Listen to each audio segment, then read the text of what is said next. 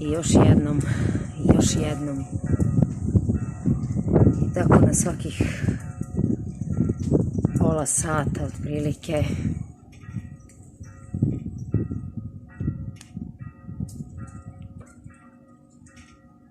Jo.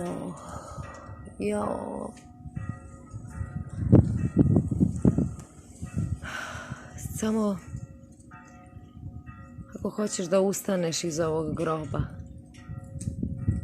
da se preneš iz ovog sna, moći ćeš da shvatiš zbog čega mene toliko gnevi, toliko me iritira ovo zvono, ovaj nemir.